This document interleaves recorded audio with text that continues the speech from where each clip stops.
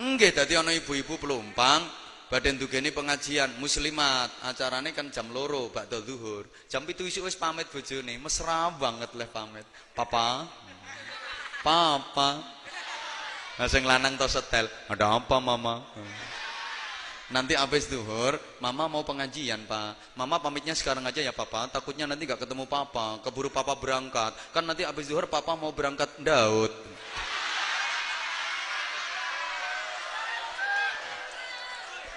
Jare sing lanang, "Iya Mama, nanti habis zuhur Papa mau Daud di sawahnya Lekmen." Hati-hati loh Papa, sawahnya Lekmen itu katanya banyak ulo kadutnya. Mama pesen ya Pak, kalau Daud winahnya dikelompokkan. Soalnya Mama besok juga ikut tandur ke sana kok. Opahnya sudah Mama pakai nih. Penggaweane tandur Mama. Ketemu ponakane, "Sayang, ayo ikutan tante sayang."